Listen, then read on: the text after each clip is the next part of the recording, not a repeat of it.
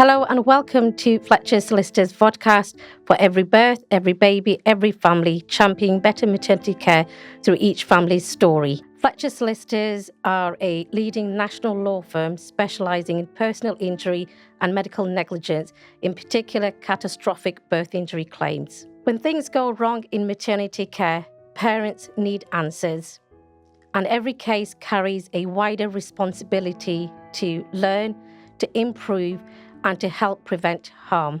This podcast series aims to raise awareness of the challenges within maternity care in the UK, to support families at one of the most devastating and life-changing moments in their lives. And by being involved in discussions like this, we hope it leads to improvements in maternity care for every mother and for every baby.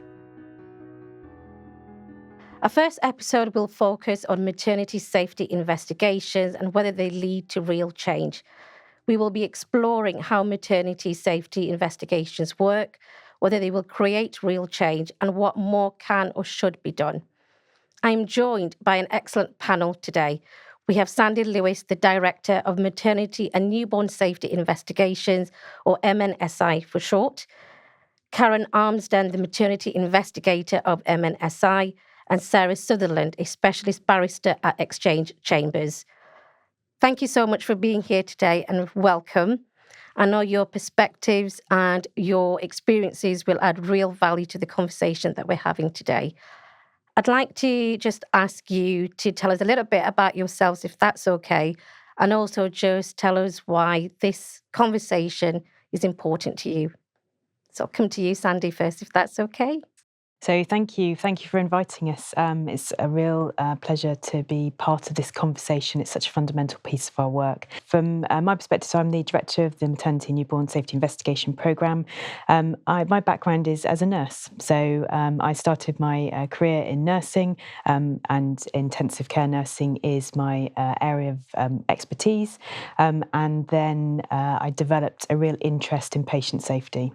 So I worked through a number of clinical roles supporting patient safety as part of that, and then stepped into what was the Healthcare Safety Investigation branch as a national investigator. From there, I did an investigation that looked at maternity, and it really triggered a real area of interest for me that I didn't think was there, if I'm really honest.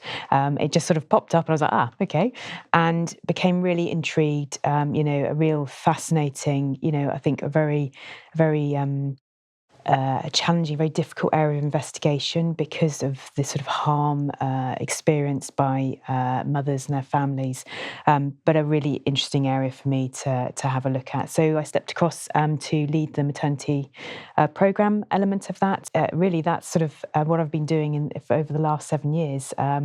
We moved across to be hosted by CQC in 2023, and MNSI has just grown and developed, and I think we're really starting to see the value of the work that we're now undertaking. My name is Karen Armsden, and as you said, I'm a maternity investigator for MNSI, and I joined when it was HSIB. My background is in maternity. I'm a midwife by background, and having started my training as midwife since 2004, and then qualified and started my career in 2009, so a long time in that field. Prior to joining HSIB, my clinical role turned into more of a governance role within the maternity sector, and I was challenged with working with the fetal monitoring. So I stepped into the Saving Babies' Lives element of the fetal monitoring aspect and led the trust in making sure that all our staff were up to date and compliant and competent in that area. And from there, I moved across into the governance structure and started looking at investigations, being part and leading those conversations into with the parents into what has happened, how can we improve, and how we can make the landscape safer at my trust. And that's how I developed my keen interest into sort of the governance area. And then this role, which was a very new role that came up and didn't really know anything about, was so new, came around, and it was then my head of midwifery that said, go for it. So I applied, and I got a role and started with HSIB in September 2018 and not looked back in that sort of aspect. And as Sandy said, we just, want to develop the landscape and see and, improve patient and journeys throughout maternity care, making it safer and better for all. My name's Sara Sutherland. I'm a barrister and I sit as an assistant coroner as well. I have done since 2011. I specialise in clinical negligence. I have many clients who have found themselves in very devastating, tragic circumstances. And I, through that, have seen how important HSIB, but now the MNSI, and what they have brought to the families is really the answers. So I am very grateful to you both for having this conversation. I think it's a really important conversation, and it's a conversation that we need to keep having as well. Absolutely. I echo everything Sarah just said. It's really important to be able to sit down really and have these honest conversations, from a point of view of, collaborating more than anything and, not blaming. It's really getting at the heart of, what are the current issues in maternity and neonatal care, but also what can we collectively do to improve things. So thank you very much for being here. Your insight is really, really invaluable. Sandy, if I can just start with you. I mean, you've already touched on it, but could you explain what is MNSI for our viewers and listeners that might not know what MNSI is? And what is MNSI's purpose, really? MNSI, our role is to undertake safety investigations in relation to maternity and neonatal care. We sit within a very sort of bound criteria. So we undertake those investigations for babies who are 37 weeks gestation, where the mother is labouring. And we look at babies who have sustained a potential brain injury. We look at intrapartum stillbirths, and we look at neonatal deaths. But in addition to that, we also look at maternal deaths. So we look at mothers who have died at any point in their pregnancy and up to 42 days postpartum. So our role is, there's sort of some really key areas of our role, and that is around us doing an independent investigation. So we do that investigation, we work with the trusts, we work with the families, but what our role is to be independent in our viewpoint, and we share our reports only with the trust and the families. They're not published publicly. Another really key important part of our role is around, it's got to be no blame. So our role is not about seeking,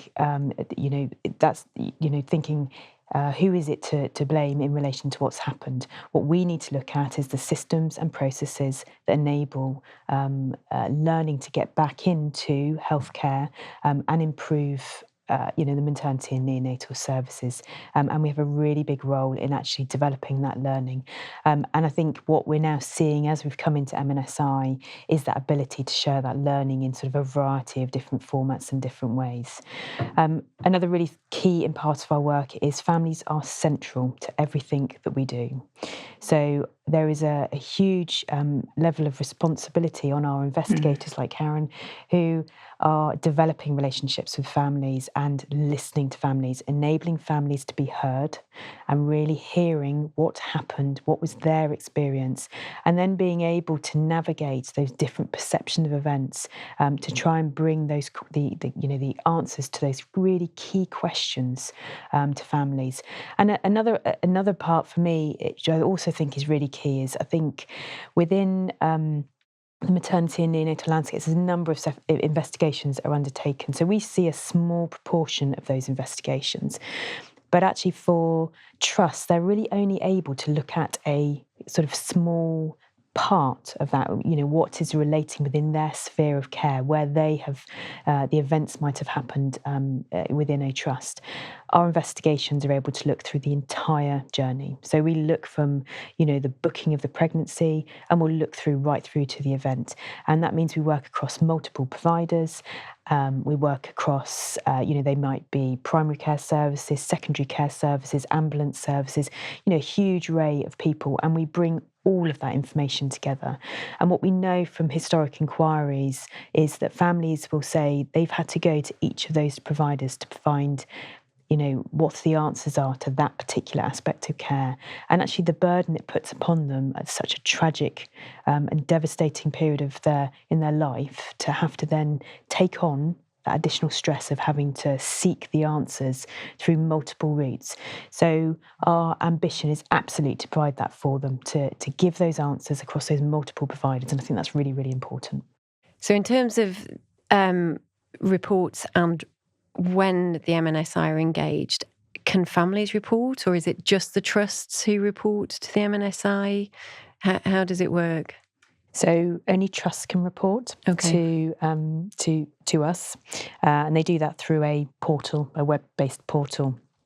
And we've just, to reduce some of the duplication of portals, we've just done some work with NHS England to introduce the Submit a Perinatal Event portal. So that means that trusts put information in and it comes to ourselves, it comes to NHS Resolution, and it also goes through to Embrace. But it is only through that portal that we will receive a referral. Now, what also does occasionally happen is sometimes families do contact us through our inquiries sort of inbox, and will say to us, actually, I think my baby's event actually does meet your criteria, and we haven't been referred to for an investigation. And on those occasions, what we will do is we will talk to the family, just understand a little bit more detail, and then we would go back to their trust and ask their trust to refer on their behalf. So there are ways of doing it, but that's only if a family know about us, our work, and then make that contact with us. We believe we get the referrals that we expect to receive, but because of some of elements of sort of finding all the data across England, sometimes that it's difficult for us to truly know that. Yeah. So largely you're reliant on the trust. Completely. Yeah. Okay. And then you talked about the prescriptive remit of the MNSI, and so it's really quite tight timescales to work with. Do you think that's too tight? Are you able to say? So I suppose what we hear from our families, and it's really hard to hear when a family contact us and say, so my baby doesn't count. And that's because their baby was born at 36 weeks and 8 hours, and we can't help them, we can't undertake that investigation. And that's really tough to hear. I think, in this day and age, our gestation of 37 weeks, I think, is too restrictive. Yeah. We would like to lower that, because we know many babies go on to have a fulfilled life at a much earlier gestation. And I think it's an area where we know that brain injury in over 37 weeks is, we've seen some improvements in that. But we know there's an area of preterm birth that would really value some further investigation. And so potentially in the future, that's some scope for development and improving where you can reach. Because for those families outside of those tight limits, they're reliant on the trust.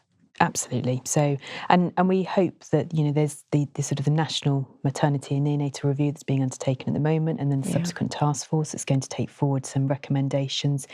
We hope within that provides an opportunity for those areas to be considered in relation to our work. Sandy, what you've just said about parents' perspective, I think this is very common. What I see certainly with my clients, most if not all my clients are babies and young children who've sadly sustained catastrophic injuries at birth. And when I speak to the families, it's the usual themes that we see, sadly, that's been quite prevalent in the last 15, 20 years, which is I'm not listened to, I wasn't listened to, my perspective isn't taken into account. And families usually tell me that the MNSI actually provides them with the opportunity to actually get their side of the story out there. And for some of them, it feels like it's the first time they're actually listened to. And I know, having spoken to these families, how much that helps in terms of their trauma. And most families, who've had really poorly children, some who sadly lost children, it is all part of that same grief process. People are grieving for a child that could have been born without any neurological injuries. And often what you hear from these parents is having the opportunity to actually get their thoughts and feelings out there helps them with that grieving process. So the work that you do can't be understated. I think it's really, really valuable to many, many families. And I'm sure, Sarah will echo what I've just said, from her experience dealing with these types of cases. It's really, really fundamental to these families. How many times do we hear from families who say, we wouldn't have come to lawyers, Absolutely. but nobody would tell us what happened? Exactly. Or they've been left in a room to interrogate their own notes and they don't know where to start while they're either grieving or trying to manage incredibly traumatic circumstances. And they simply say, we just want to know what happened and nobody will help us. And so...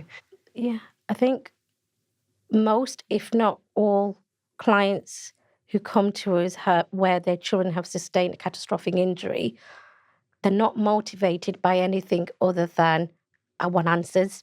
I need to understand what's happened during my pregnancy or my labour or even the aftercare and why we are in the position that we are now. Because I think once they're armed with that information, they can deal with what's about to come in some aspects. But when they don't have that, they're almost left in situations where they can't move forward, they can't move backwards, they're stuck in this limbo.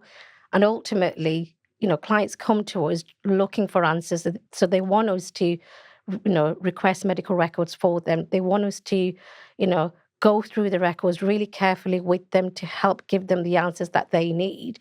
And it may be sometimes that we say to them, for whatever reason, that unfortunate we're not able to pursue a claim, but providing them with the answers is, for some families, more than enough to actually help get that closure. So it's fundamental, and I'm sure we'll go on and speak about these common themes. Mm-hmm. Just on that point, how many times do you hear from mothers, I wanted to know, was it my fault? So, mums blaming themselves. Maybe, I did something during my pregnancy, or maybe I should have spoken up a bit more, or maybe I should have asked more questions or the right questions. It's really, really difficult for these mums, and also for dads as well, really, because I've had dads say to me, well, I should have done more. I should have, maybe asked the right questions that my wife or partner couldn't at that time. And often it's about giving them the opportunity to say, well, actually, it's not your fault at all. Yeah. And sometimes we can say, actually, this has gone wrong in your care. Or often we can say, well, actually, your care was right in terms of, the negligence that we're talking about. But actually, this is what's happened. And as I say, often that's more than enough for these families to actually allow them to start that grief process and actually accept the situation that they're in and find a way forward. So it's really important. And we see it often. I mean, we're talking about it 15, 20 years later still, aren't we? So it is really prevalent. And as I say, these are one of the common themes, aren't they? Yeah. Which we'll go on and talk about in a bit more detail. Karen, I want to ask you, in terms of the investigations, Yes. how do these investigations typically work in practice? And when do you become involved? So we've heard a little bit from Sandy about the criteria itself, but from your perspective as an investigator, at what point do you come into this? So, yes, as you said, we've heard about sort of the referral process and the criteria. Yeah. So trusts have a mandatory referral to us if a baby is deemed to meet, or a mother is deemed to meet that criteria, so what's laid out in the directions. So that referral will come through to us. And then we've got teams across England, and obviously if it's the trust that's in my team, that will come direct into our sort of inbox, and we'll have a look at that.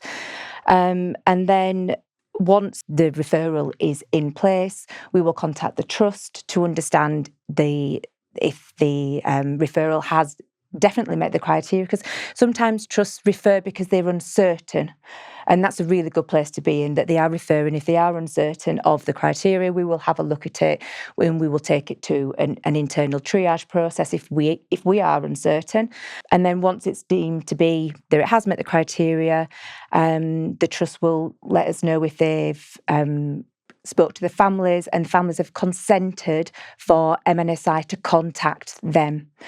So it's an initial process that the trust have to gain consent from the family for us to contact them.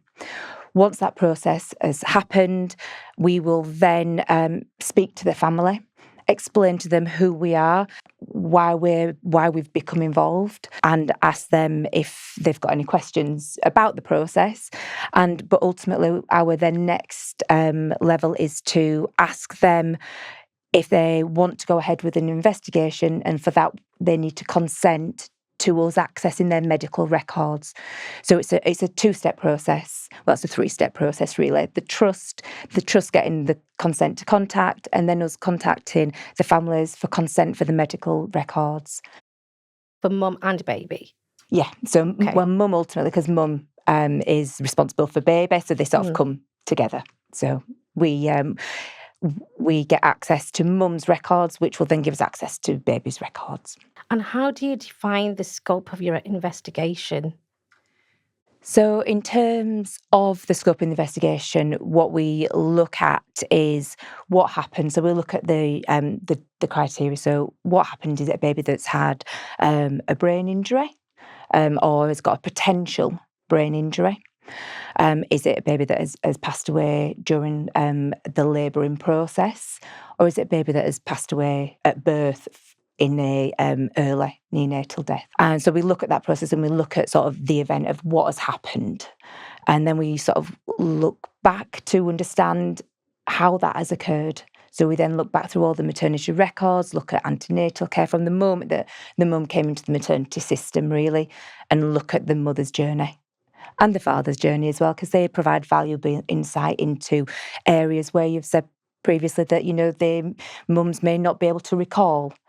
So we look at that journey and we look to understand what happened and why it's happened. And that's where we sort of start that process of looking at our key lines of inquiry for that pregnancy in that event. Amazing. And then do you disclose the report? So I think Sandy mentioned that that's not shared with anybody. It's just shared with the trust and the family. Do you so within the NHS trust, do you request information from other people, for example, midwives, obstetricians involved in the mother's care? Yes. So the next step of the process, once we've identified that the mum has given consent for us to access the records, we request those records from the trust. And then we start them by looking at the records, understanding the involvement from care services. So we've already said that, maybe primary care, it may be secondary care, maybe ambulance services. So we request records from everybody that was involved that we feel is relevant to the outcome. So the mother's journey through the pregnancy and labour and birth. And we look at them, we create a timeline, a chronology of events. So we start at the beginning and work our way through. When we look at that process of what's happened, and we start to look at, well, where did this come from? Where did that happen? And why did that happen? And the systems and processes that sit behind that system, we sort of now create this timeline of events. And from that, we then interview staff members who are relevant to the care provided to the mum and dad and the baby. So that may be midwives, nurses, anaesthetists, obstetricians. It could also be people like matrons who wasn't directly involved in care but can provide an overview of what happens in that system, what should happen, what happens.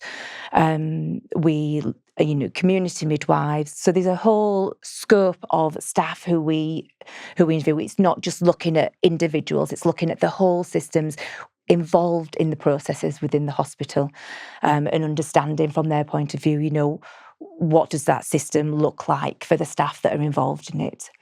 And then from there, we have meetings with our MNSI team. So that is obstetrics, neonatologists, midwifery.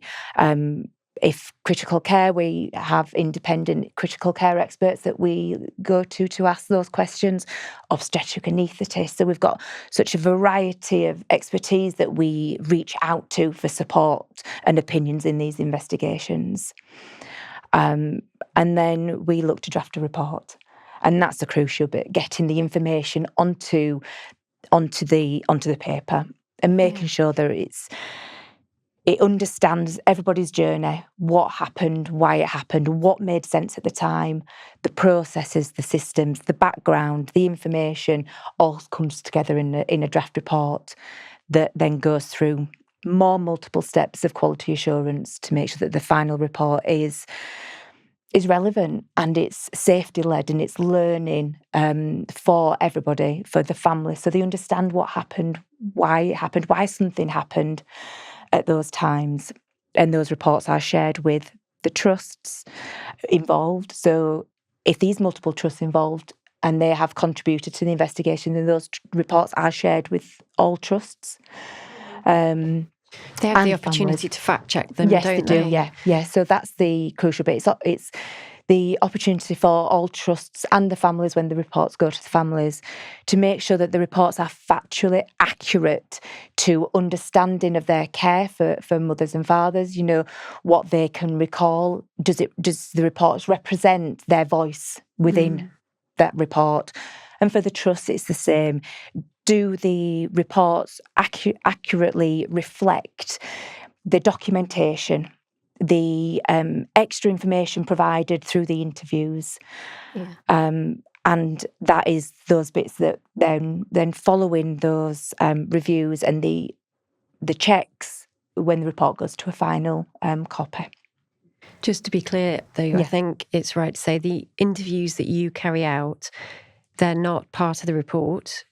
You draw your information from them, so then they don't become disclosable, if we use that word, although we're not in litigation. Yes. But they're not disclosable to anybody.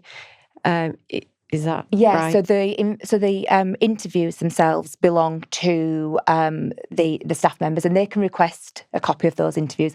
We don't share them back with the trust. No. We don't share them with any other third parties. They stay within the MNSI process and system, and staff can request a copy of their own interviews.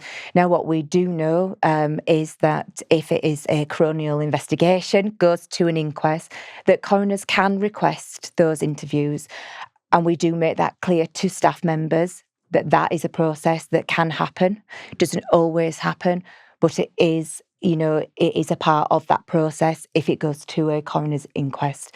Staff will be informed of that process, but we do make it clear to them that that is part of the process if they are requested.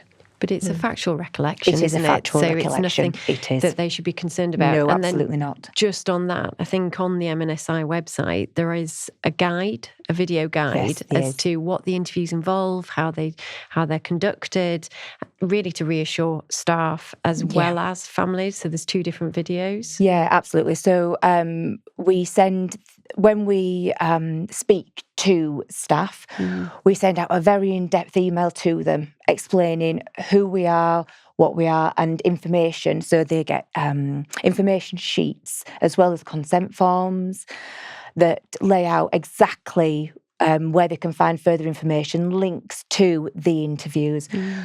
We are very clear with trusts that they can, that we can come to the trusts to explain to them who we are, what we are. So we can be on their mandatory study days. We could be a standing agenda if that's what they want, to make sure that staff are well aware of who we are and what our processes are.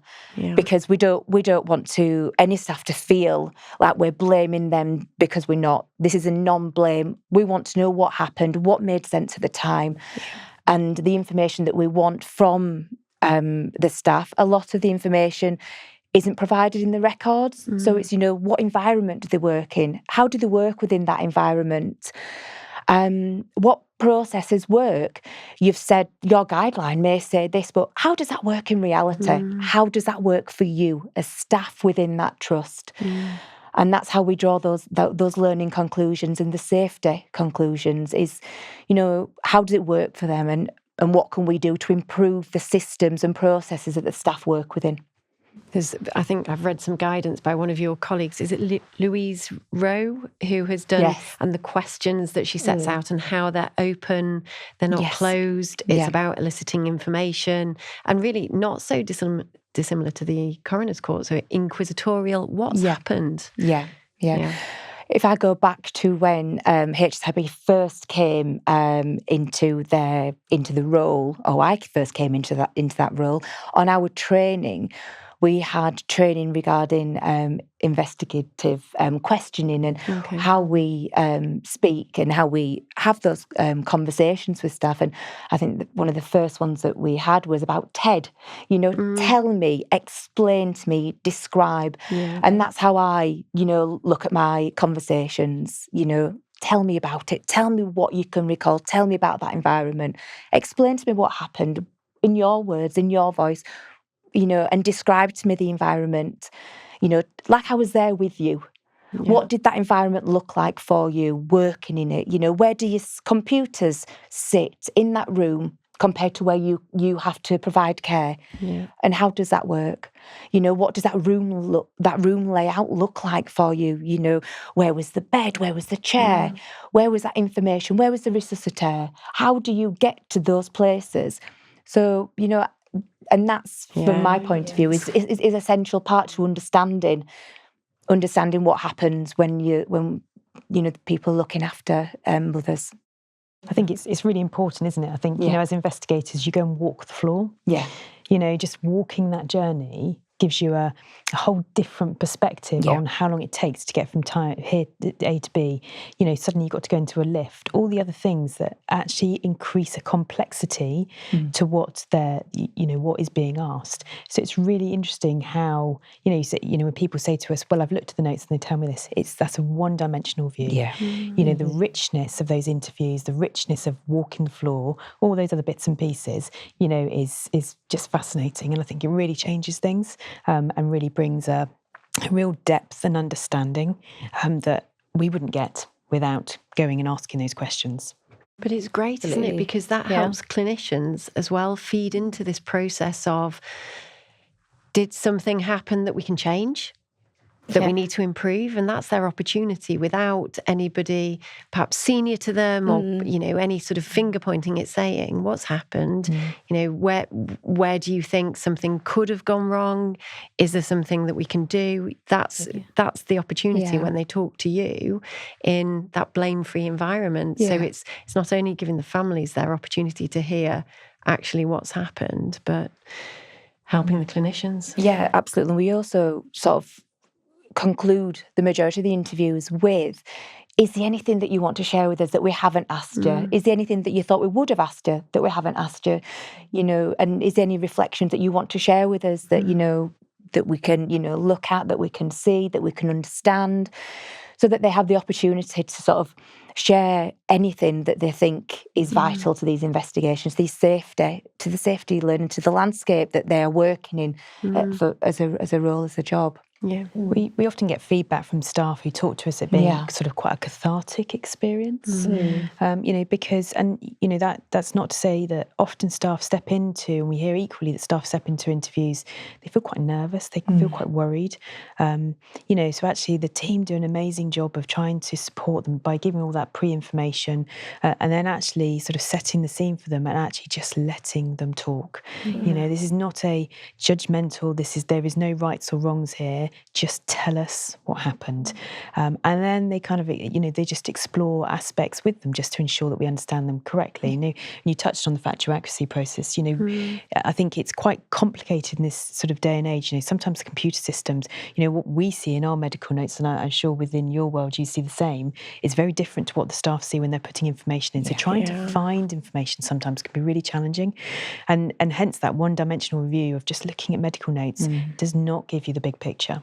And really doesn't tell you the sort of wide sort of understanding of what was going on that day that informed that decision making and made people feel the way they made them feel. All those sort of things that influence how care is provided. I think it's a really interesting point that you just made there, about actually just walking in the steps, because I can't go into details, but I had a very similar case where mum required a Cat 1 caesarean section. So Cat 1 meaning there was an immediate threat to life, and a baby needed to be delivered at least within half an hour. So there was some issues about the theatre room. So they go in, the equipment's not working. For whatever reason, there is a delay then transferring her to a second theatre room. Now, what wasn't obvious on the medical records is how far one theatre room was from the other, until there was an independent investigation that actually went back and thought, well, actually, theatre 1 and theatre, I think it was 3, they are so far apart. But that's not immediately obvious when you read the medical records. And it wouldn't be, obvious to us. It's only actually with the benefit of getting the independent investigation that we were actually able to request floor plans of where the theatres were. So I think that's really important, actually going through those steps, really just to get a better understanding of what clinicians actually have to deal with on the shop floor, if you like. And you don't really get that feel from reading medical records, do you? The complexity of decision making they're having to undertake, is phenomenal. I can only slightly liken it to my daughter just recently learning to drive, and what we now take for granted when you drive a car, because you've been driving a car for a number of years, and her saying to me, "No, don't bombard me with these different questions because I'm trying to do this," and you just think, but when you look, you apply that to, I know people have applied sort of Formula One pit stops to resuscitation and varying other things. The complexity that is being undertaken at any moment within these clinical environments, within the theatre environment, whatever that might be, and the multitude of tasks that clinicians are being asked to juggle is really quite astounding. And they are having to make very rapid decisions on what information they have at that moment in time, and they're having to balance all those decisions amongst a multitude of other ones. So I think, it is, you can't underestimate, I think, that the challenges that they have working in those environments. Can I just ask, so we've obviously talked about just reassuring the staff and, giving them enough information before interviewing them or going down to see them, but also when you are there, it sounds like you reassure them so much. Yeah. Do you find that most, or if not all, of the trusts engage with MNSI's process? Or do you have some trusts where you think they're not as willing to engage? And if that is the case, what do you think are the reasons for them not wanting to engage? I think it's really difficult because it is a mandatory requirement, so they do have to engage in that process. And the initial upload of records, those referral systems, that information comes second to nature. That's quite quickly. But then the next step of obviously the requesting interviews and requesting, the staff, we have set processes within the MNSI sort of framework. We've got deadlines. We have our, also deadlines to keep onto. So we're very good at asking the trust and getting the information. But as Sandy has just said, there's lots goes on in a trust. The complexities of what they're already dealing with on a daily basis in their governance system. They have to put processes in place as well to make sure that it's managed appropriately and etc. So, you will find that some trusts will say you can send a request in once a week and that will get actioned. It does get actioned, but that process is once a week and it has to come in via a secure network, So you are dealing with a trust's policies and processes in their governance system alongside our systems and processes within MNSI. It is a juggling act. It doesn't delay things, but it can cause you to, have, a week where you aren't getting on with what an investigation because the information doesn't come in as quickly as you would like it to. So yeah, it is a balancing act, and it's a mutual respect. We try to acknowledge their systems and processes. Likewise, they acknowledge ours. And ultimately, if we are struggling to get information from trusts or to get notes and medical records that may not have come through in the first round of information, then we do have a system where we can sort of escalate those processes into our senior team and into an escalation process, and ultimately into the trust senior team as well, to have those conversations. There could be a myriad of reasons, though, couldn't there, as well? You know, they have their own internal investigation. Perhaps they've concluded nothing went wrong. You know, and then the difficulty of trying to get engagement where they've said, well, nothing to see here, can cause difficult. And there isn't a criticism there, but maybe they've done a thorough investigation and their view is that that's it. Point, actually, I was just going to ask about that in terms of the trustee's own investigations, because sometimes both your investigation and trustee's investigation can go hand in hand, really. Or it might be that the trustee's own investigation, like Sarah's indicated, may have concluded before MNSI's investigation has. Do you have sight of the trustee's investigation, or is that completely... Do you want me to take that one? Well, I'll take the first bit and then you can come with the second bit. So, as part of the MNSI process, a trust should not be doing their own independent investigation alongside an MNSI investigation. The trust's remit is to undertake what we would call a 72-hour review, a rapid review, which is for them to implement any immediate findings that they find. And that's not for them to do an investigation, a thorough one like ours, which involves interviewing staff, etc. That's not what their remit is. Their remit is the 72-hour investigation rapid review style. And that's what our expectation is as an MNSI system, is that is what they will do. What trusts do in reality is what trusts do in reality. We can't say that they can't, because that's not our remit neither. We do ask trusts for sight of their 72-hour rapid review to understand what they have found and to understand any immediate learning that they have found. Because if they have found some immediate learning, they have implemented that, then we will put that into our reports, because we'll put that in as good practice, you know, because our reports aren't just looking for negative, for bad practice, for poor stuff. We are also looking for good practice. We want to highlight where they've done well, what they've done well. And if those rapid reviews show that and they've identified that and they've done something, then that will make the reports as well. That will go into form those reports. So yeah, we do have sight of those reviews. But if they have conducted an investigative review, then I've not seen one to date other than a rapid review. But Sandy, come on in on that. That's interesting, that. But it probably comes back to your previous question around sort of trust engagement, and it's been a conversation we've had since the inception of the programme, has been around actually who does the investigation and what do they do and when do they do it. And, you know, very much in the early days, you know, absolutely trusts were wanting to do an investigation alongside of ours, you know, and we sort of got to, we kind of were saying to them, actually, you don't need to do an investigation alongside of ours, actually do your immediate review, understand that immediate learning, that's good governance, that's, you know, that's responsive, you know, care that we'd expect to see in all trusts. But it creates such a level of complexity if they do an investigation and they find something different to ours, because then the families, it becomes so much more confusing for families. And we see that sometimes come out of the PMRT reviews as well, you know, and it's because we're all looking at it from a slightly different viewpoint. And, you know, we sort of, so certainly in the early days, some trusts said, you know, understandably, we really hadn't proven our worth. They hadn't seen some of our reports, and they would say, we're going to still do an investigation. I think what we see now is something quite different. The trusts go, we're very happy for you to do the investigation.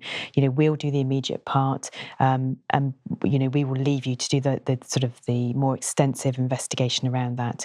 I think that's changed that dynamic of our relationships with trusts. In the early days, understandably, we were a bit of an unknown entity. They didn't know what they were getting, what it was going to feel like. I think we've developed some of those relationships and that trust. We've shared with them that consistency in and the quality of our safety investigations. And actually there's this is about a sort of collegiate way of working. So actually some of the terms of reference and the creation of that start of that investigation. So what's quite important is we need to know the family, what their questions are. But sometimes trust will say to us, we need to understand this as well. And that rightly so. So our investigation needs to sort of serve that purpose. You know, it isn't about us sort of a bit done unto sort of process. We have to produce findings, analysis, give recommendations that trusts feel are representative of what the report is telling them, and they can implement them. Because if we give them a safety recommendation they can't implement, they won't implement it. So, it has to sort of meet a manner of sort of needs, really.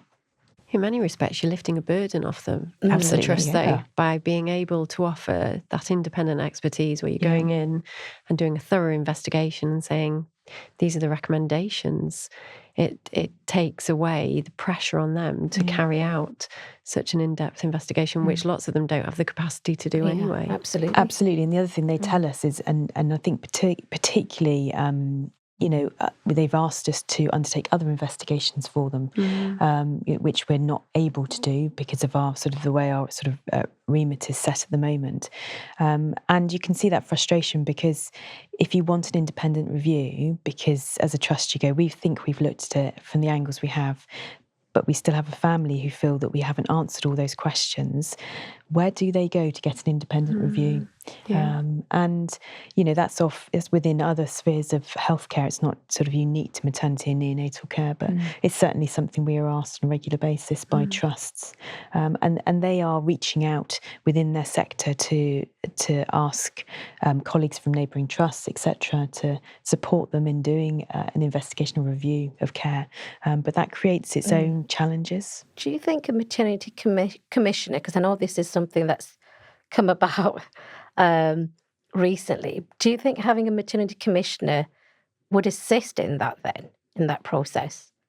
Well, probably like yourselves, I've only just sort of started hearing this conversation, and it's not entirely clear to me yet what that role and remit would be. And I think, are we creating another layer in the system? I think, which is what worries me.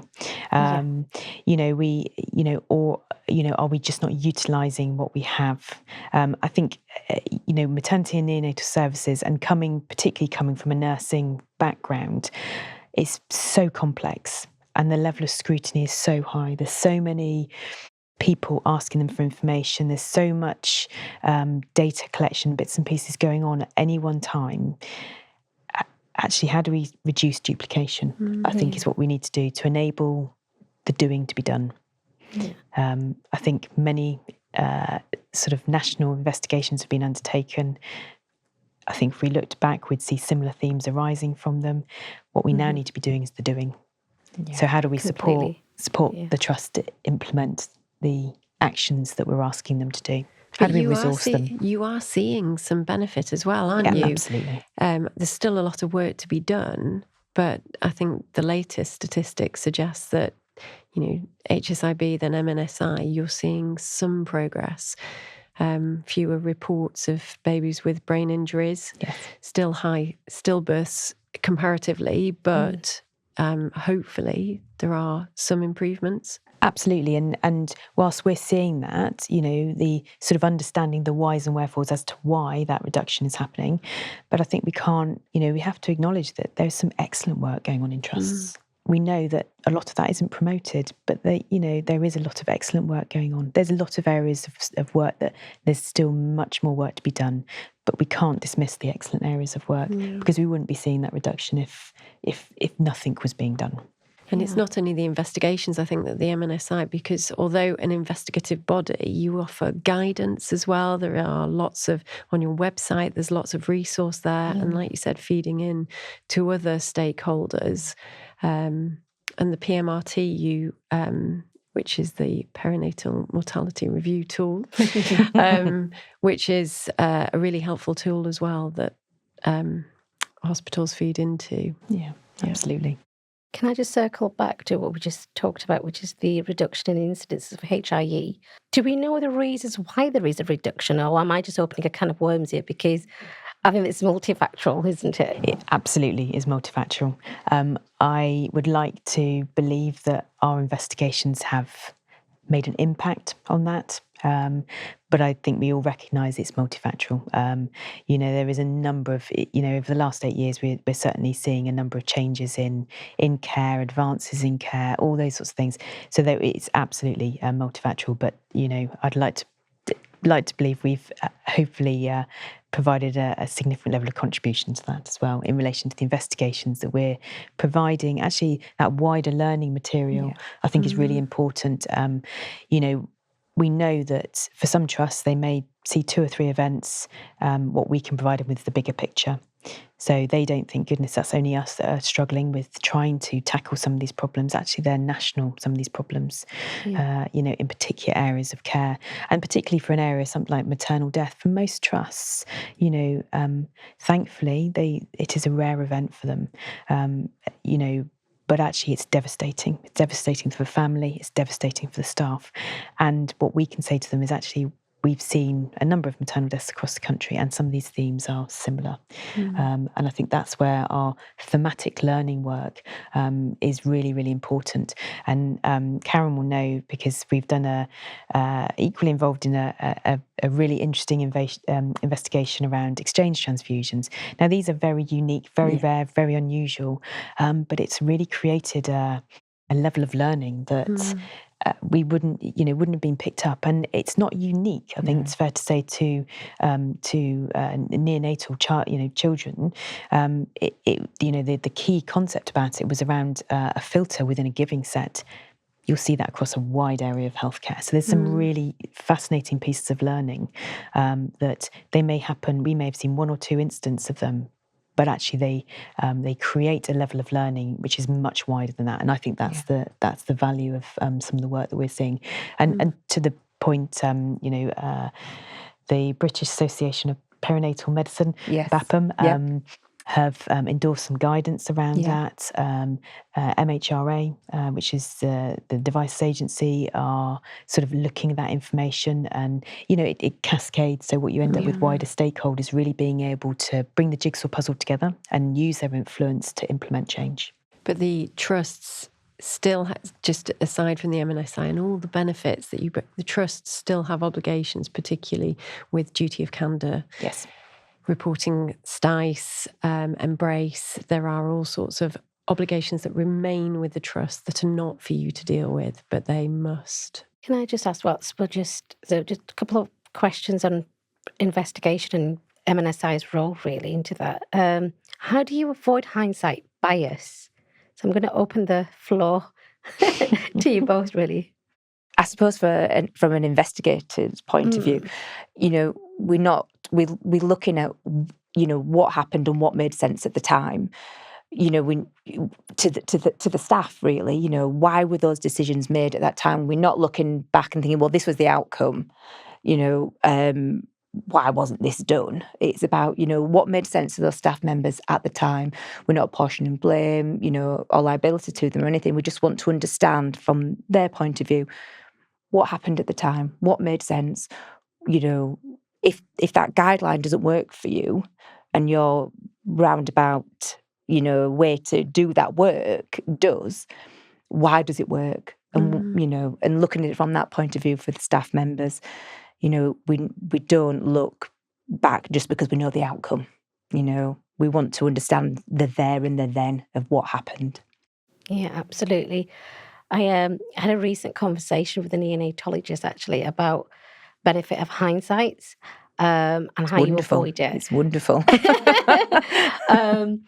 And actually, we're discussing a case of somebody's where a baby started cooling treatment, and then halfway through, so a baby starts cooling treatment for 72 hours, and for whatever reason, in this instance, cooling treatment was stopped halfway through. And the question I had for this neonatology expert was, should cooling have continued? And what are the instances that you just wouldn't discontinue? And it was actually, we were talking about avoiding the benefit of hindsight, which was actually, we've got to think about what was going on at that point.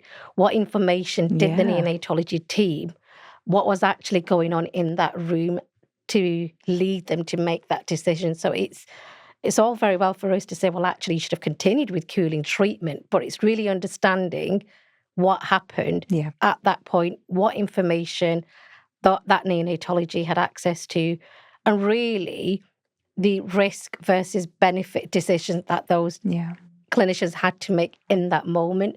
So It's a really important factor when we're talking about hindsight and avoiding all of that.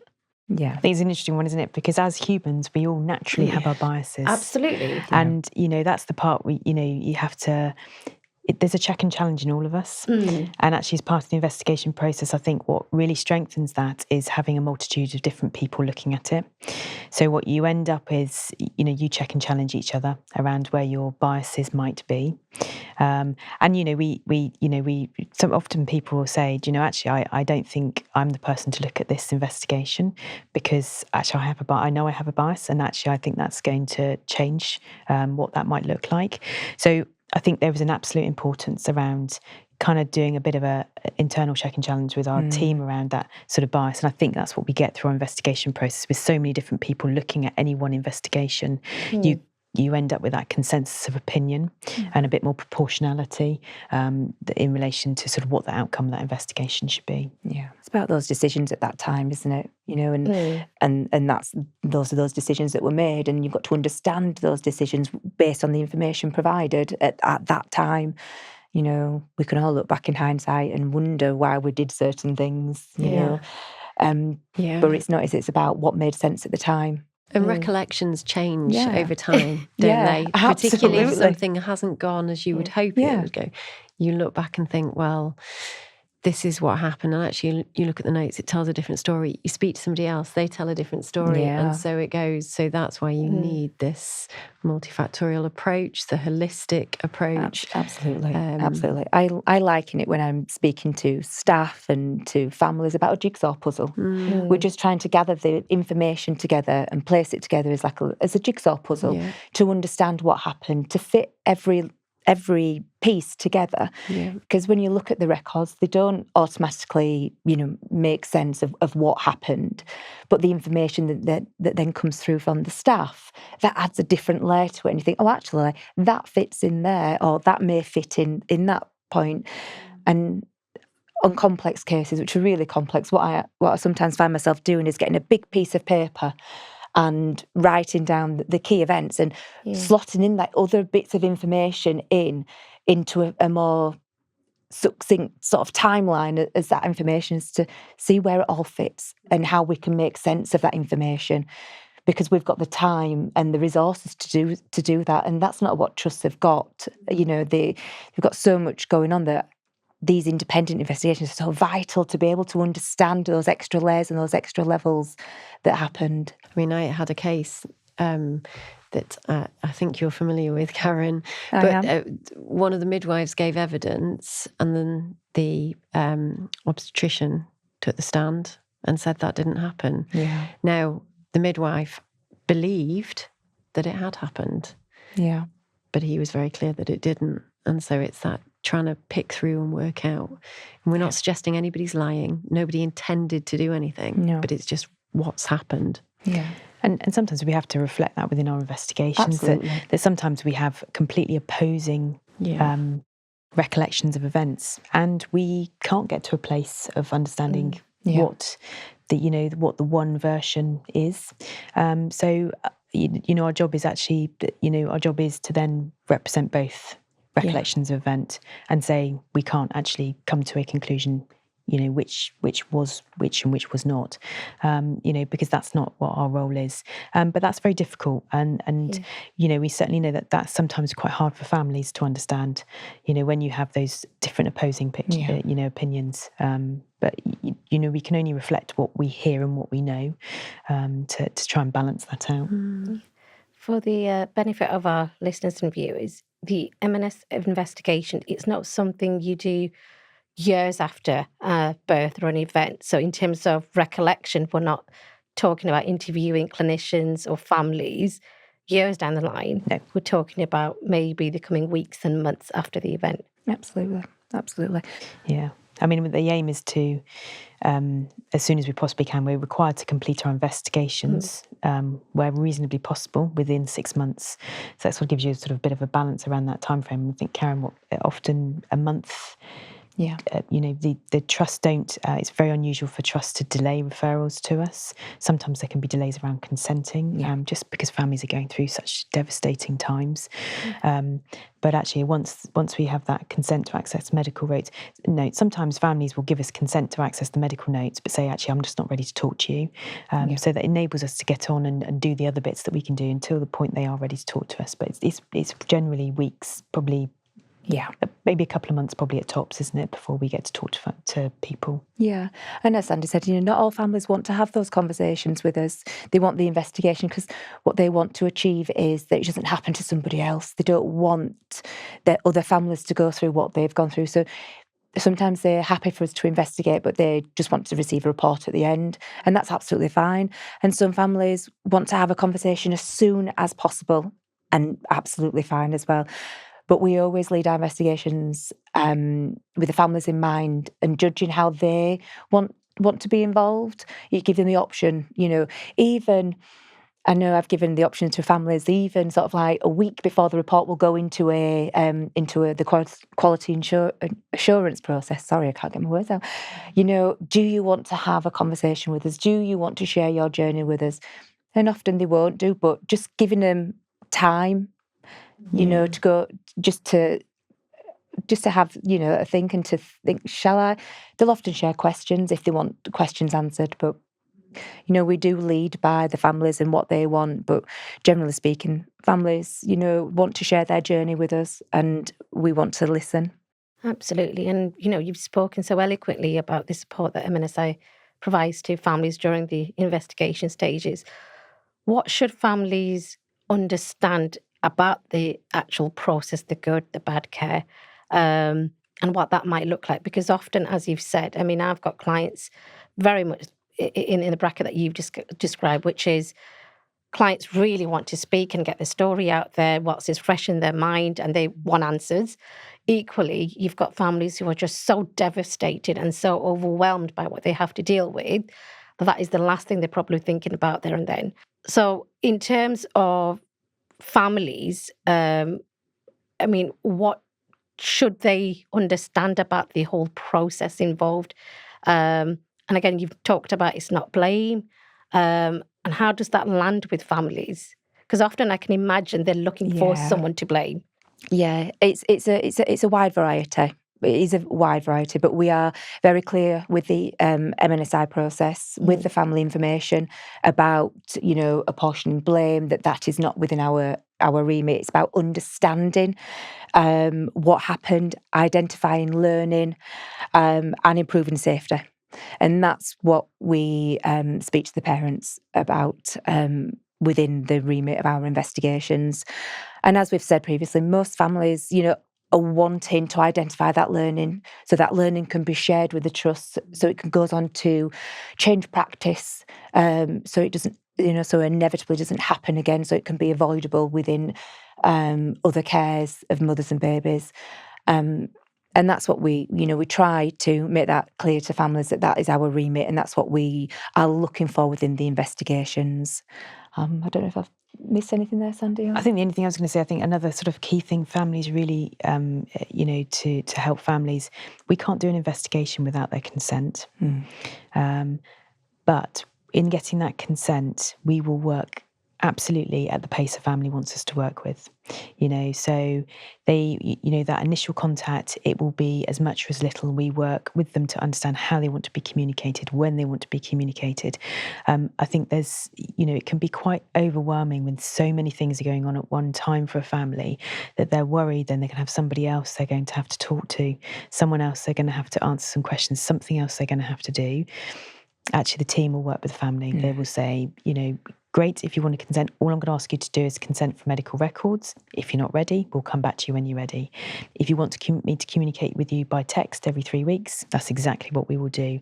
And I think it's creating that independent approach to working with the families and a communication plan that works for them. It's really important that actually we don't add any further distress to families at these key moments. And we know sometimes for families, they're trying to navigate, caring for children, and then they have their babies in a different hospital entirely, and they are torn between many places, trying to navigate actually their everyday living alongside caring for a baby with an injury or grieving. So that is such a fundamental bit around, them not being worried that if the moment they start this process, we're going to bombard them every week, we're going to ask them lots of questions. It will be done at their pace, when they want it to be done, and how they want it to be done. And I think that's really important. But it should never be underestimated. Maternal and paternal instinct is just, in pretty much every case I've been involved in, they have so much to give, so much important information, so much understanding, so much knowledge. And that I suspect for you as well as for us, absolutely, speaking to mother and father is just crucial. And I think you touched on it earlier. What we often hear is fathers feel quite excluded sometimes. But I'm sure Karen will reiterate, actually that conversation with both mother and father, gives a real breadth and understanding. It's, what fathers tell us from being stood in the corner of the room and what they observe. And we have to remember, the level of trauma that creates for fathers. They are watching, their loved ones going through a level of distress, and they have no control over that. So, that the father's voice, and we see, I think it's fair to say from our investigations, when a family say, you're very welcome to access my medical notes, but I don't want to be part, you can, it's tangible, you can see the granularity of information and experience. We can't reflect that because we haven't spoken to the family. But I know, Karen, this is your bread and butter work when you talk to families. You may want to add something more to that. No, it's just about listening to them, and inevitably, like I said earlier, they don't want to talk at that precise moment, or they want to just take time to understand and to assess what's happening, what's going on, and where I fit into the MNSI process. And what we do sort of find is that, the majority of the time they will come back to us, whether it be a month later or 2 months later or 3 months later, down that process where they're, we're ready to talk now. And that information can still be added into the reports at any time. It's not like they have their opportunity is gone. We can add that information in at any time into those reports, whether it's going through a panel, whether we're sat in a final review meeting. That information, when it comes in, can go into those reports. And if that means that we have to look at other elements of care, that's what we do. Yeah. That's what we do. We don't dismiss that information, because that information is important to them, and we take that so seriously. We want to understand. We want to know their journey, their voice within what happened. I know in a couple of reports that I have done, I wrote about family experience because they got the answers and the answers that they needed to move forward from the report. It told them everything that they needed to know, but what it didn't have was how they felt, their voice within the report. So we did a section about family experience, and that was predominantly from the father's point of view. And that was so vital for that family to move forward, to understand. And I think it also adds another level to the reports, that these reports are safety learning reports, but they're also about families. They're also about people and a baby or a mother and a father, and what happened to them and how that event has gone on to impact their life going forward. And I think that's something that is underestimated in our in the maternity landscape. The moving on, and how families move on from such a tragic, devastating event. Even if a baby, has they referred under the potential severe brain injury criterion, they found that they don't have a brain injury. The trauma that family has gone through is underestimated sometimes, and that can sometimes be reflected within our reports as well. And I think that it's a vital piece of work that we put through the maternity landscape. Is that voice? And I think as time has gone on, it's been interesting, when, as you say, what may not look like an immediate injury. We are occasionally having families coming back to us when sort of developmentally, as children get older, that question of, did I miss something? Was there something else I could have done? So it's quite an interesting area, and I think as the longer we exist, the more we will have families come back to us and ask us that question. Yeah. We see that quite often already, actually. So, as Karen said, we've got families who go through such a traumatic labour, pregnancy, labour, birth. And fortunately, the child is absolutely fine, no injuries. Yeah. But that trauma stays with the family. Yeah. And I don't think we can underestimate that at all. And those answers are massively helpful to those families, aren't they? Yeah. And similarly, as you've said, it may be that something's happened at labour, but then years down the line, those questions come back.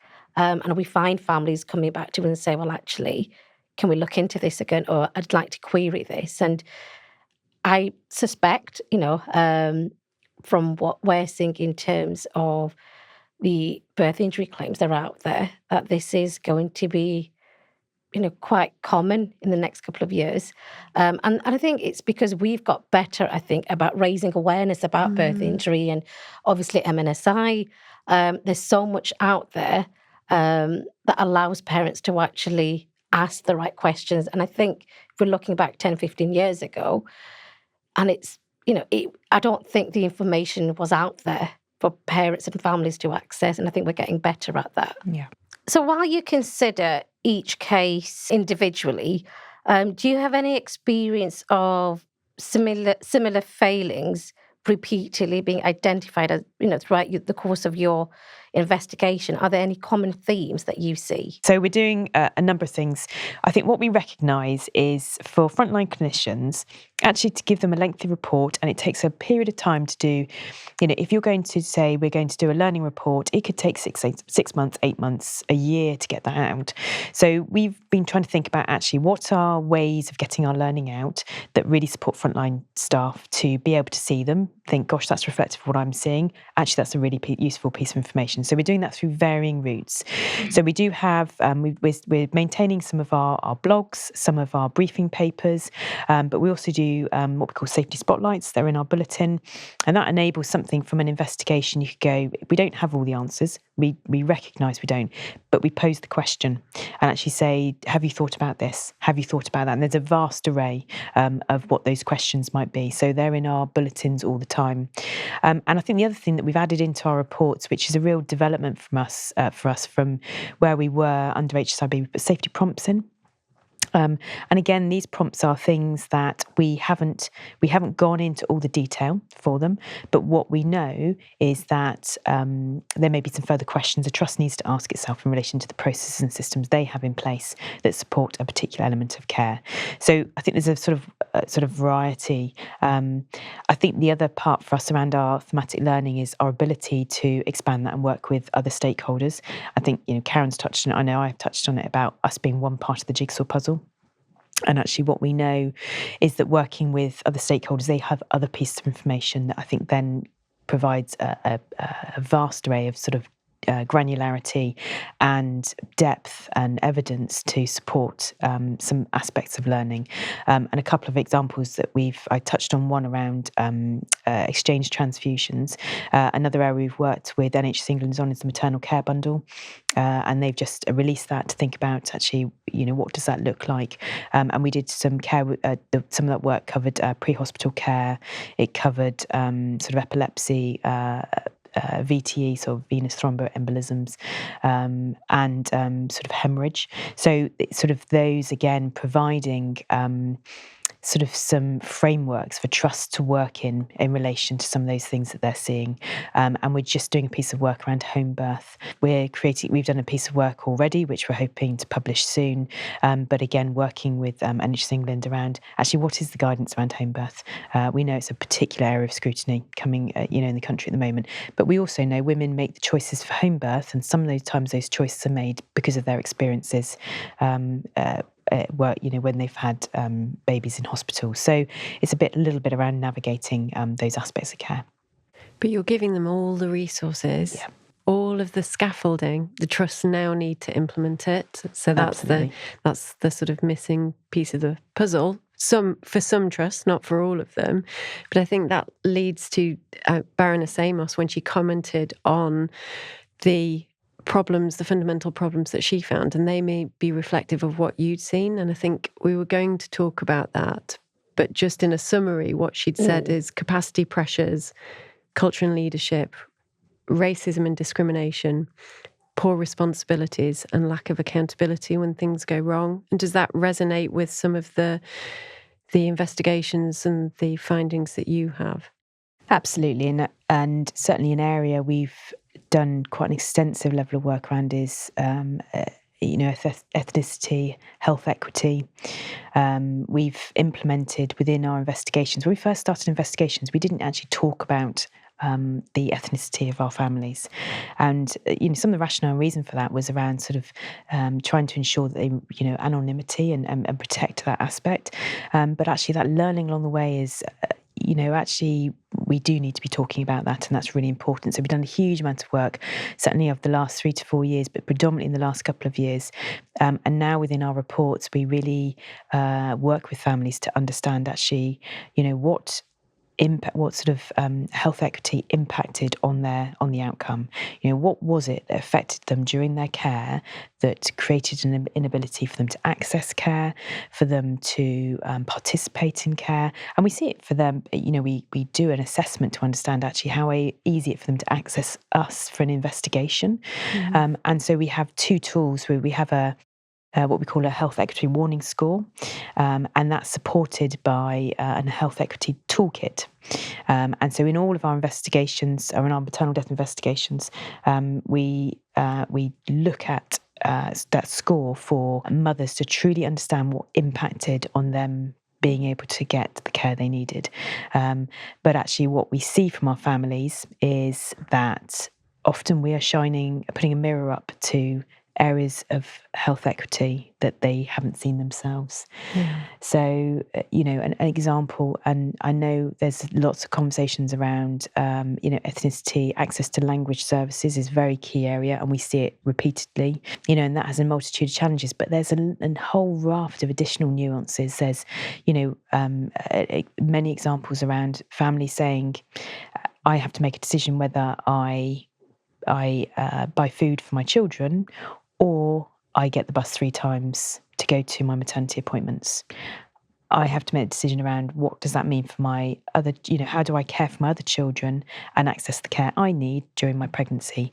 There is a whole level of unheard, untalked about inequities that families are experiencing that impact on their care.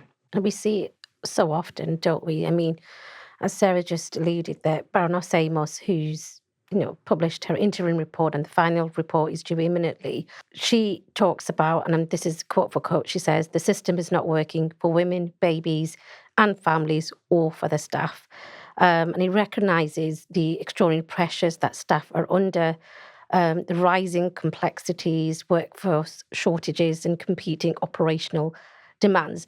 But what she makes clear is that it can't excuse unsafe care or cultures that silence accountability, which seems like these are the themes that are still prevalent. Sandy, you alluded before the fact that these are recommendations. They're not new. They have been. We've been talking about them for a long time, but it's the solution. What are the solutions? How do we actually implement and make maternity care safer? And my view, and you might be an unpopular view, but I always, put it on the head, which is, midwives and clinicians, obstetricians, they all want to provide safe care. Nobody wants to provide unsafe care. It's the systemic pressures that they find themselves in. And my view is that accountability has to come from the top. So it has to come from senior NHS leaders. And we're talking about funding, we're talking about recruitment, we're talking about retention, we're talking about training, all those things that we see that are still prevalent nowadays. And Baroness Amos touches on it in an interim report.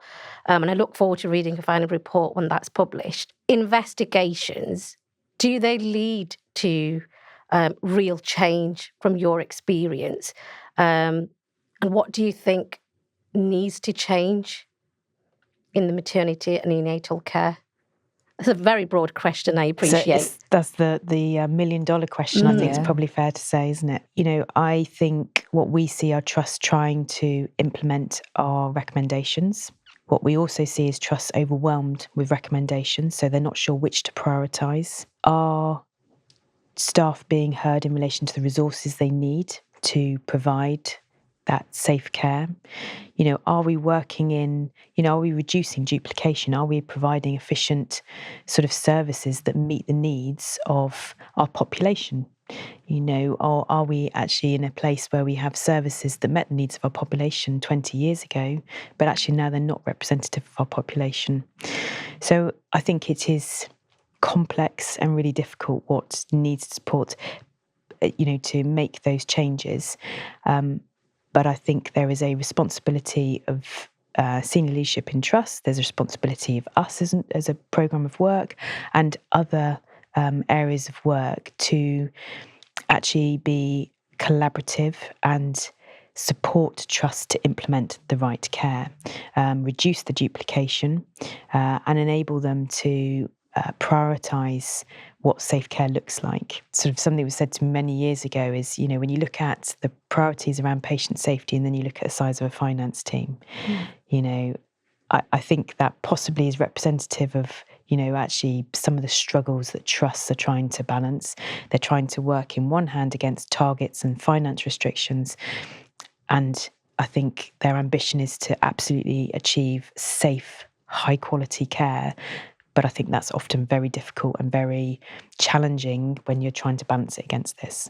So I think it's very complex, and there's multiple things, but certainly, I think we need to empower our frontline teams to be able to implement and have the resource to do what they need to do. That's really interesting, that last point, because we're talking about earlier a maternity commissioner. So that's somebody else being brought in with more expense and what's their remit going to be. Whereas actually, if you empower the frontline staff, you train them properly, you give them the resources they need to do their job within appropriate timescales, then we may see that there are resolution of some of these problems. And that sits alongside this cultural change.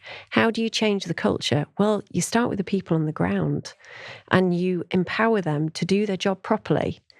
So that, yes, there absolutely has to be accountability at the top, and that accountability has to feed into the people at the coalface, the people that are doing the job, know how to do, because as you said before, nobody goes in to make a mistake.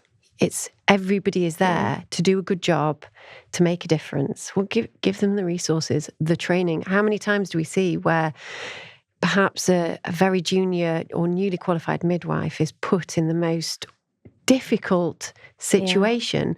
She's having to read a CTG. She's perhaps not been trained properly in reading the CTG. She's having to communicate with an obstetric team. She's having to do... if you put her in a position where she's got the training, she's got the resources, she's got the supervision she needs, the door is open, as opposed to, as we've seen many times, the door being closed. But the door is open and the communication is there, and that's how you start to move towards this cultural change that is really needed. Such an important point. I think it's really, really valuable there. And I think you're absolutely right. Accountability and empowerment have to go hand in hand in order to effect cultural change. And meaningful and impactful change. Can I just come to you, Sarah? In terms of MNSI investigations, how do they assist us in the legal case? Because they are investigative, there is no standard of proof, so it's a factual chronology that's really helpful. So it sets the scene, but it's not the top and bottom for us, is it? Because, first of all, we don't know who the MDT expertise behind the report is, and our purpose and our within clinical negligence is very different. So we're looking for reasonable competence. Actually, the MNSI are finding out what's happened and making recommendations to a trust. So we can use them to an extent. We can't call MNSI investigators to come to court as much as we'd like to. As a coroner, I could, and I can call them to come and give their opinion. For us within the clinical negligence, it's a really helpful foundation. Sometimes the families are unhappy with what they read in the MNSI report, and we have to manage that. Sometimes they give the answers that they were hoping for. Sometimes they don't. But I think it's helpful to an extent. We still need to rely on our expertise within the clinical negligence side of things. Absolutely. And you touched on the fact that as a coroner, you can call MNSI to give evidence. Do you think we'll ever get to a stage where, as part of a claim, we might be able to call MNSI to give evidence? No, because that would be wrong, wouldn't it? They have to be independent. They absolutely have to be independent, and they have to feel that they are, forgive me, I'm talking about you, is that you're not here. They have to feel like they have that independence and they're not beholden to anybody. They are there to find out what happened and to see if things can be improved. And perhaps there doesn't need to be any improvements, but they need to stand alone and be almost like the Air Investigation Bureau. It's a standalone organisation that comes in, investigates, makes recommendations, and it's closed. And you can't meddle with it, and you shouldn't meddle with it, because what they find makes a difference. So I think for us as lawyers, it's very helpful for families to have access to the MNSI and the investigators. Sometimes it helps the families, sometimes it doesn't, but we still crack on with our cases. So for the benefit of our listeners and viewers, how do you investigate a claim then? Well, I mean, it depends what your case is. You know, if it is the loss of a baby, then you would go to the coroner's court. That's within the remit of the coroner. They carry out an investigation. They set the parameters for their investigation, and then they hold an inquest if they consider it's appropriate. For us in the clinical negligence side of things, first of all, we go through the medical records. I'm not a doctor, would never profess to be a doctor. If I consider that there is something there to investigate, then we go to people with the right expertise, and we're absolutely led and guided by the right clinicians with the right expertise, who are then looking at, has the standard of care fallen below reasonable competence? We all want gold standard care, but we don't all get gold standard care. It's like you've got good lawyers, you've got bad lawyers, and you've got lawyers in the middle. It's the same everywhere, but it's reasonable competence, and that's our assessment, and the MNSI should never be bound to that. Absolutely, and I do agree with it, because I think it's really important for MNSI to be as independent as possible, because, as Sarah's alluded, your recommendations are vital. It's not just vital for the staff, but for the families. And as we've spoken about already, not all families have had poor care. It's just the circumstances that they find themselves in, unfortunately. So I agree with what you've said there. The MNSI investigations, do you think they can effect real change and maybe influence some of the changes that we as lawyers want when it comes to maternity care? It's difficult, isn't it? Because as we've heard, they can't follow up. So you can make a recommendation. Now, I was involved in a case which I know Karen was involved in. Exactly the same problems arose in that case as had been flagged in the 2015 inquiry. So all of that money that was spent on a full, complete inquiry into a trust and their maternity care, and lots of recommendations came out, and yet 4 years later the same problems were happening. So as clinical negligence lawyers, I hope we effect change by effectively through the pocket, because that seems to be the only way to get change. But what we hope is with Baroness Amos, with the momentum that is going at the moment, that trusts start to take on board and implement these recommendations. And it comes back to my point of cultural change. You have to start at the bottom. Make the clinicians feel like they're worth it. And that's I think, what I see quite a lot. And I should just say, one of the key aspects, MNSI only had, well, there were suggestions that there were only going to be 2 years of funding, as I understand, but that has been extended to 2030. And my view is it should be extended for as long as possible, because as it stands, trusts are not capable, in my opinion, of marking their own homework. And so the MNSI is really, really important in making those recommendations and helping them improve. Absolutely. And do you think as lawyers and investigators, they can collaborate earlier? And if so, what would that look like? Do you mean within hospitals and the investigation process? Yeah. So what I have found, both as a coroner and as a clinical negligence lawyer, is that there is not sufficient training in place for hospitals to carry out their own internal investigations. If there is sufficient training, there isn't the resource, because the investigation, as Karen said, isn't just a small snapshot. You are looking obstetrics all the way through to neonatal. And what we find sometimes in cases is an investigation by a hospital will go to that neonatologist and speak to him. What did he see in his discrete interaction with the family? And then it'll go to the midwife. What did they see with their discrete interaction? And that's not an investigation. It needs to be a holistic approach that looks at everything. Context is everything.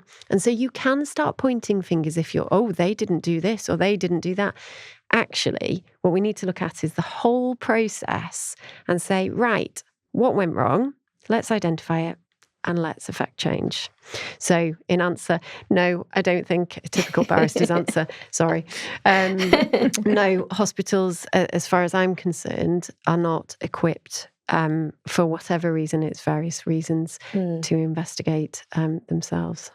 Absolutely. And I suppose one of the main reasons, if you like, it's probably resources and funding. Absolutely. It's not a critic. I'm not blaming anyone, but you're right. I also think there's a real challenge for hospitals investigating each other.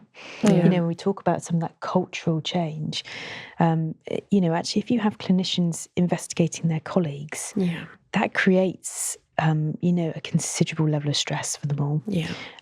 And I think it makes it really difficult for them to, you know, maybe pull out some of the information we pull out.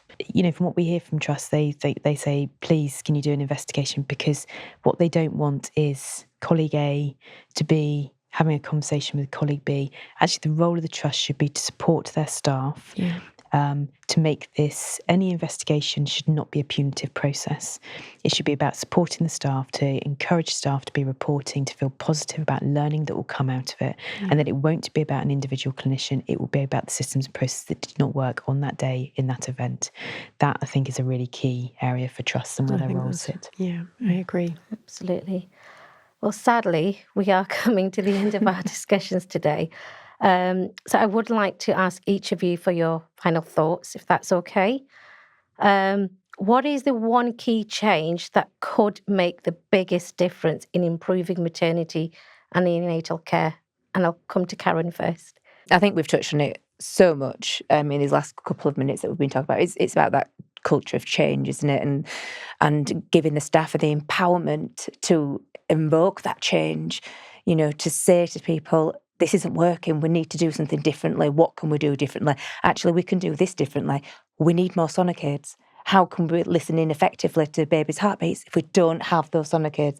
How can we, how can we do that change if, you know, the people on the shop floor, you know, don't feel empowered to be able to do that, you know, and then the people at the top, they don't have the finances or the resources, but you know, we've just got to keep going to hopefully get the staff to feel more empowered to invoke that change.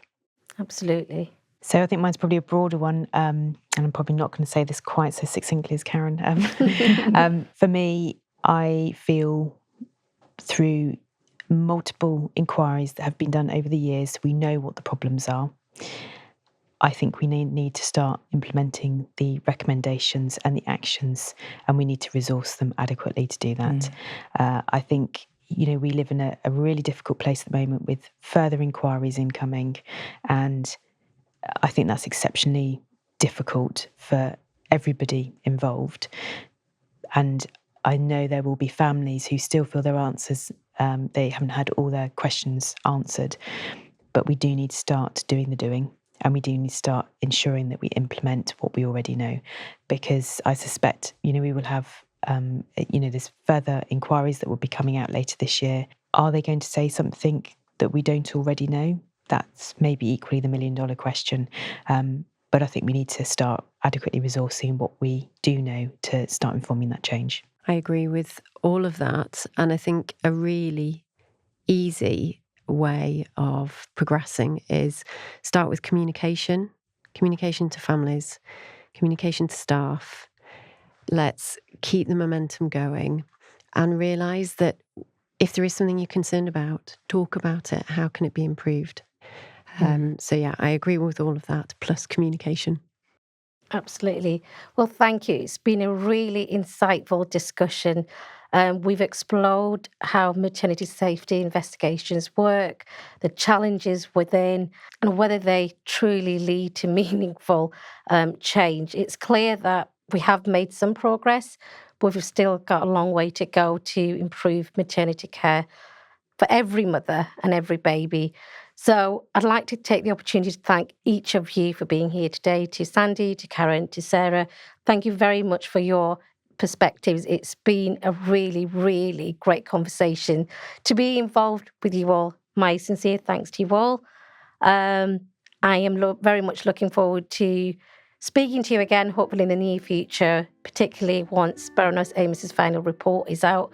And we've also got the Donna Ockenden reviews coming up. So a matter of just wait and see what happens, I suppose, in the next couple of months and years. But my sincere thanks to you all. Thank you. Thank you. Thank you to our listeners and viewers. Join us next time, where I will be in discussion with a clinical midwife who specialises in medical legal work and one of our birth injury specialist lawyers. Fletcher's Solicitors brings you this podcast as part of its Every Birth, Every Baby, Every Family campaign. Thank you and see you next time.